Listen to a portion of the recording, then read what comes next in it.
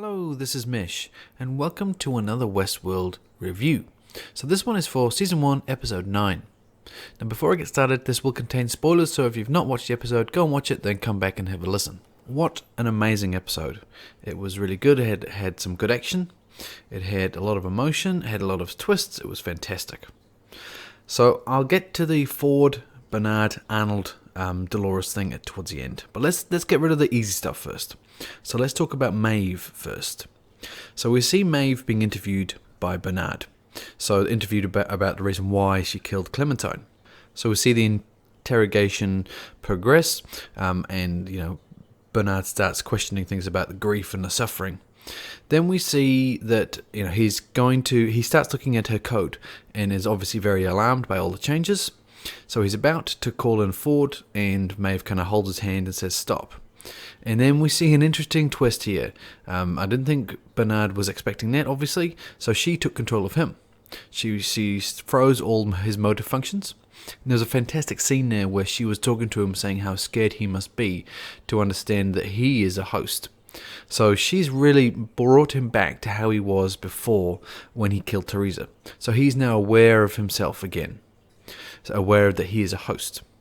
So we also see that Maeve kind of outsmarts him. Not so much outsmarts him, but, reasons with him to the point where she says, we're the same. I don't want to damage you. Just let me go. I've got something to do. So he releases her unchanged. So then we see Maeve catch up with Hector. So that was really, it was a cool scene. We see her, recruit Hector. I thought she was going to try and recruit his companions as well, but she just lets them die. So, she recruits Hector, and then they obviously, kill themselves to get out of the park and into the laboratory. So that will continue, I hope, next episode. So that, I think, will probably be the final the final episode will really surround those characters, I believe. Anyway, let's move on to the next people I want to talk about, because that was pretty much it for Maeve. Stubbs and Elsie had a bit more story around those characters here. So we see Stubbs was informed. Stubbs, the head of security in Teresa's team. So Stubbs was informed that Elsie's tracker has been found in the park. So he goes off to find it, and he comes across a bit of an ambush. So he thinks he can control the hosts, and he can't. So he gets taken out, but we don't know exactly what's happened with him. I assume that the hosts there still are under the same control that they can't kill a human. So we see Stubbs taken out. The questions around that, I'll get a bit more into that a bit later, but the question would be, who has set him up? And, it's interesting because I don't think it is Ford. I don't think Ford needs to do anything with that character. But then again, he could now be aware that Stubbs is questioning Bernard, because we saw last week that Bernard had a scene with Stubbs, and Stubbs definitely got an inkling of something was wrong with Bernard. So maybe they've just used that to get rid of Stubbs. Okay, that was pretty much it for those characters, but we'll get more into that a bit later. So now let's start with the massive story about Logan, William, Dolores. Then we'll move on to Ford and Bernard. So we'll start with Logan, William, Dolores in the historic timeline. So we see Logan has captured William and Dolores. He did that at the end of the last episode. So we see as well that Logan is quite forgiving. So he seems to have forgiven William for what has happened. So we see, he's saying he doesn't really care. And then we see a conversation break down about how William says that Dolores is different, and he wants to get her out of here. And there's a great line from Logan saying he's circling around the sinkhole, as in he's gone crazy. He's something is wrong here. And it was a good line from Dolores. William was saying, let's get her out of here. And she kind of turns around to say, well, why do you want me to get out of here when you're all trying to clamber in here? Which I thought was a fantastic spin on that conversation, because it really took Logan by surprise. So then we see, Logan has to prove a point to William that Dolores is, once again, not human. She's a host. He's just caught up in the story. So he stabs her and shows her her mechanical insides, which now that's obviously, another confirmation that in that scene, we're looking at a historic situation, because we know in the modern era of the park, the hosts are a lot more just flesh and blood, and there's very little actually difference between a human and a host in the current timeline around the park. So we see, William is not obviously happy about this, and we also see a very interesting, I guess, Easter egg. I don't know if there's going to be more to this or not. I would like to talk about this one more, but Logan shows William a photo. He was saying, remember your wife, and he showed her a photo, and it was the photo that set Dolores' dad off initially. So Abernathy found that photo, and that was where it's all come from. So that's where the photos come from, which is cool that it's kind of tied back to that. And I wonder if we're going to see more about that. And I want to, I guess, watch the episode again to think more about that one. So we see Dolores escapes. And at that point, we kind of see the whole flashback to, well, it's more of a reminder that she is in a flashback in that scene. So her time with Logan, William, and in that, being captured was the flashback. And she goes back to her modern time. And we see her approaching the village. So that's when I'll kind of kick over to Ford and Bernard, because that really is more around, her story from that point is more about through Bernard's story, or Arnold's story. But just before we move on to the topic of those characters, Ford and Bernard, now let's just talk about William. So he really did change in this scene. He's gone from, a kind-mannered human in the park to exactly how the Man in Black is, just a cold-blooded killer. So it definitely, I guess, confirms one theory around Man in Black being William, which has been around for a long time, that theory. But the thing is, I'm still on the fence, because whilst it's pretty clear that can definitely happen, I still want a twist. I still want Logan to be the Man in Black. I think more as just to really, turn it all on its head. I think I would just prefer that scenario better. I can see Logan being the Man in Black more than William, just for a few, I guess, probably for a few reasons. But I mean, obviously, there's big hints towards William as the Man in Black. We've seen that so many times. But once again, I kind of would like to see them just spin that one on its head and make it Logan. Okay, so let's move on to Ford, Bernard, and I guess once again Dolores is probably in this as well, because she's featured heavily in this. So we see, after Maeve speaks to Bernard and reminds him he's a host, he's pretty upset by that, we can see. So he sneaks into Ford's office and he steals something. We're not quite sure at that point. But we see Ford and Bernard meet up in one of the underground levels. Ford came in and said, why, interesting place to meet, surrounded by dead. So just a bit of a side note around that scene before we get into it. I guess the visual representation is that the hosts are all still online and possibly even still conscious to a point. So, that is not very good. I mean, it almost would be torture, and why you would do that as opposed to actually turning them off, actually putting them to rest as opposed to leaving them in some state like that. Once again, I guess just another twist on Ford's personality. So we hear that Bernard brings Ford up to speed with his realization that he's a host, and he wants answers. So he uses Clementine. So she got herself wiped and lobotomized. So he was saying that she has the ability to kill Ford. And at the moment, we didn't know anything. We didn't know anything else. So I guess my assumption was that Clementine could kill Ford. But anyway, we see Ford put Bernard through his history. So we learn many things from this. We learn it all through, I guess, the story of Dolores as well, which I thought was quite interesting. And that really ties into, I guess, the last episode, how it seemed as if it was suggesting that Dolores was Arnold. But that was more of we're going to learn the story of Arnold through Dolores. So that was kind of cool. I guess that made last episode make sense. Even though I was still in the, obviously, Bernard as Arnold camp, it was just an interesting twist that really seemed to be a suggestion. But now it really makes sense when you see it like this. So I guess we've got that confirmation that Bernard is Arnold. Actually, can you really confirm anything with this show? Anyway, so yeah, that confirmation, Bernard is Arnold. So now I'll just kind of say what I think happened here. There's so much in this point here that I could go on, and I'll probably do a whole nother theories episode just on this situation. So I'll give you my interpretation with just watching it through once and then kind of selecting a couple scenes that I rewatched. So let's start with Dolores. So we're talking about two timelines here. So we've got the historic timeline. So let's start with that. So we see Dolores going to the church in the village. The village is obviously not buried at this point. So we see Dolores going to the village, and it's full of crazy people. And it's full of crazy hosts. So they're all the hosts that are having problems with the bicameral mind situation. So they're hearing the voice of God. That's why they're in the church. That's why they're crazy. But she is hearing the same stuff, but she's not interpreted it as God. She's interpreted it as Arnold. So that's how she communicates with Arnold.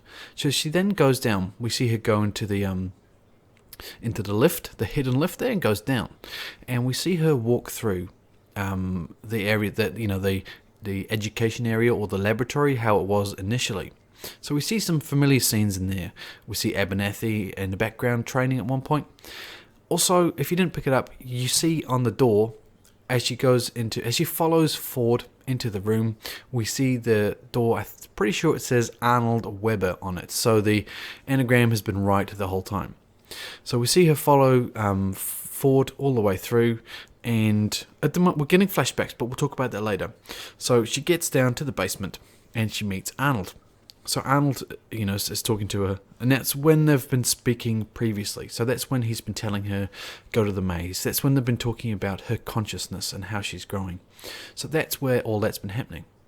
So now, skip back to the start of that scene, but have it in the modern timeline. So this is the timeline with the man in black. So she is by herself. So we're not talking about Logan, William, and Dolores. That's the middle timeline. So we're talking about the latter timeline. So she's by herself. The church is empty, so she walks through it. She goes into the lift and down. Now the weird scene, the weird bit about the scene for me is when she goes into the hallway, it's covered with hosts' bodies. Now I don't understand that point, why they would still be there. Is that something to do with the new narrative? I don't know. I want to watch it again to figure that out.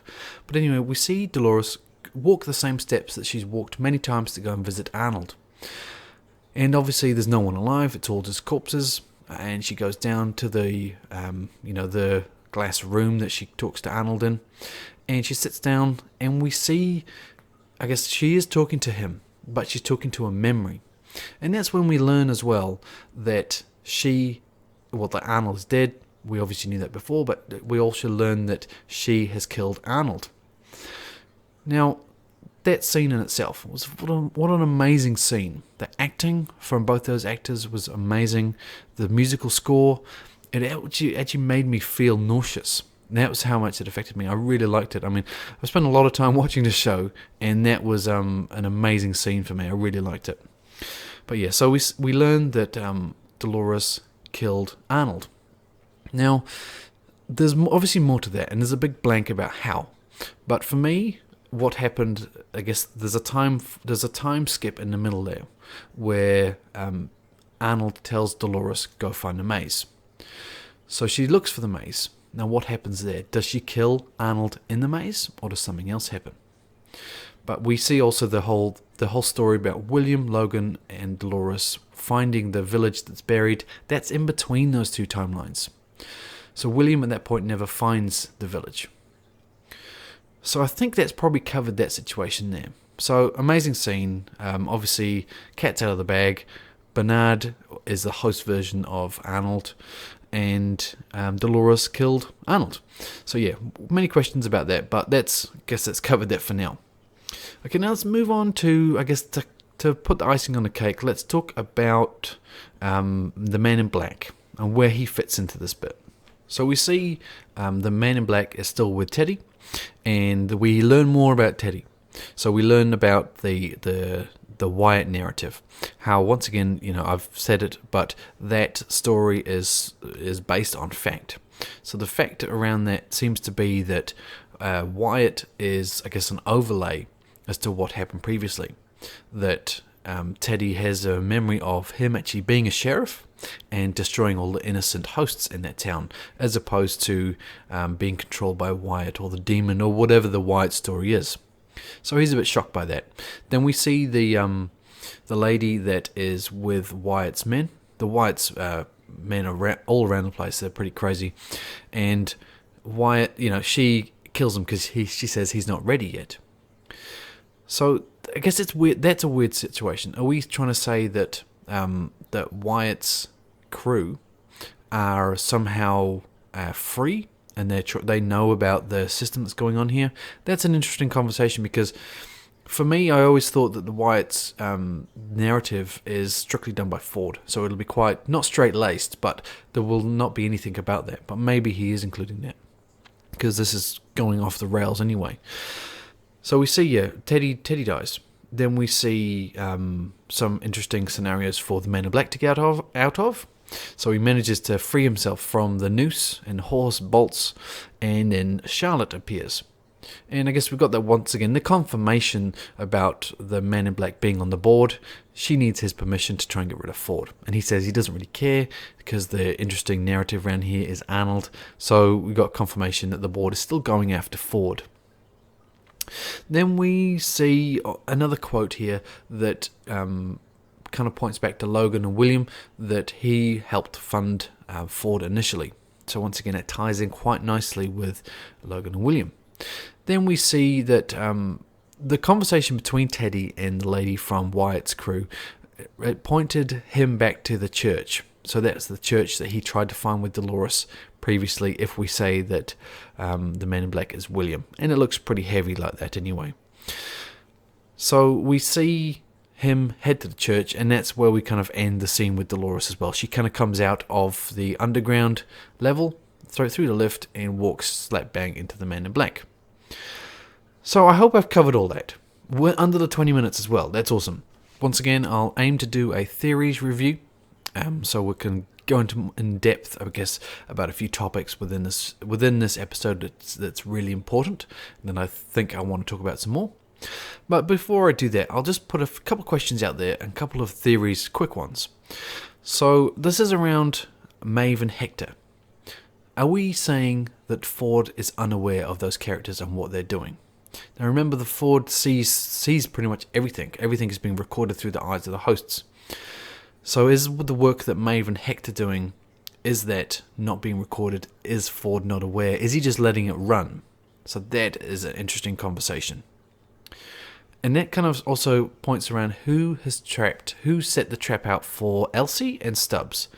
Why did Bernard kill Elsie? What was the logic behind that? And why I can see why Stubbs would get taken out, because he was almost on to Bernard being a host. But is there something else at play here? Because it doesn't make sense for Ford to be... If Ford knew about Teresa and the satellite, then who was the voice of Arnold that was also beaming from that thing? Beaming from that transmitter? It doesn't make sense for it to be Ford. So is there someone else in play here? Is there someone else in control of Bernard? Maybe. Okay. The other thing from this I picked up is Bernard, or I guess the Arnold host, is Bernard really dead? Now we saw the bullet go off, we saw the gun go off, we saw a flash, we saw him drop. But could that be something else? Could someone else have stepped in, made him adjust the trajectory of the pistol? Possibly. And would he just drop from the assumption that he shot himself in the head? That anything is possible. Like with all these shows, like with Walking Dead, The Strain, Fear of the Dead, Game of Thrones, all these shows, you can never confirm anyone is dead unless you see it. And that's once again for me. I mean, whilst obviously the suggestion is that he died, but is he really dead? And I guess the other thing is the big question here: did William really, I guess, descend into the Man in Black persona? Yes, I think he did. And I think we've obviously been hinted at this for a long time, that William is the Man in Black. But once again, I'm on the fence because I want to be. Because I want to believe that we're going to get a big twist and Logan is going to be the Man in Black. But that's just my opinion, right? So I'll leave this video here. I hope you enjoyed it. Once again, I will try and do another theories review this week to really nut out some of the more in-depth conversations here around that Dolores scene and around who is, I guess, getting rid of Elsie and Stubbs and why. But anyway, I hope you enjoyed the video. I really enjoy making these, and I really enjoy you guys' feedback. It's fantastic. And please thumbs up if you like the video, thumbs down if you didn't, and share it as it helps me out, and also subscribe as that helps me out as well. And until next time, this is Mesh, and I'll see you later.